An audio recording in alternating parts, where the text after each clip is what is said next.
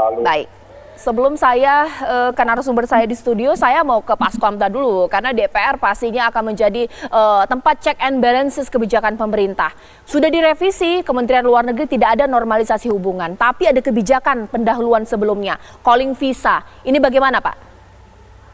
Ya, memang ini persoalan yang sangat serius karena berkaitan dengan konstitusi kita ya, di mana konstitusi kita itu jelas-jelas mengatakan bahwa penjajahan di atas dunia itu harus dihapuskan.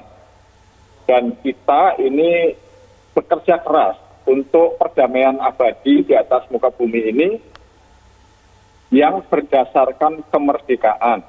Ya, jadi ini amanah konstitusi yang sangat jelas yang dulu oleh Presiden Soekarno, dilanjutkan Pak Harto, Bu Mega, Pak SBY, itu dengan sangat tegas itu tidak mau menanggapi permintaan Israel untuk membuka hubungan diplomatik.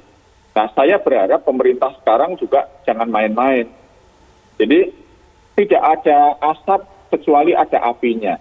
Memang Kementerian Luar Negeri saya tahu selalu konsisten dalam urusan ini, ya, konsisten membela kemerdekaan bangsa Palestina dan tidak mau berkompromi dengan Israel. Tapi saya juga tahu bahwa ada sementara pejabat tinggi di Indonesia ini yang berhubungan dengan awalnya mungkin soal investasi dengan pejabat di Amerika, bahkan dengan Presiden Trump, tapi kemudian orang yang sama yang berbicara soal investasi di Amerika itu adalah orang yang menjadi broker normalisasi, itu bahasa yang dihaluskan, bahasa apa adanya itu adalah pembukaan hubungan diplomatik dengan Israel yang terjadi di UAE, di Maroko, di Sudan, dan di tempat lain.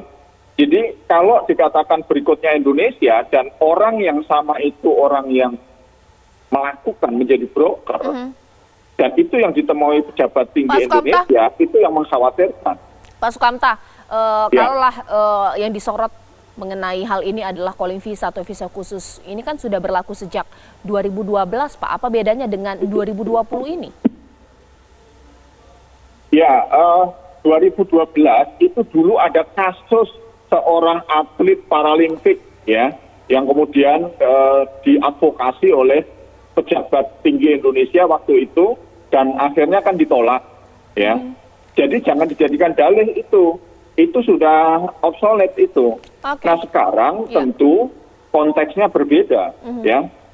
Jadi kalau kita lanjutkan, walaupun pejabat Kemlu itu menolak, tapi saya tahu bahwa berdasar info yang valid sekali, pejabat tinggi Indonesia yang datang ke Washington itu ditemani oleh dubes kita di sana. Dan kemudian dubes ini datang ke Jakarta, melanjutkan lagi ke UAE, melanjutkan proses negosiasi. Ini artinya apa? Ya.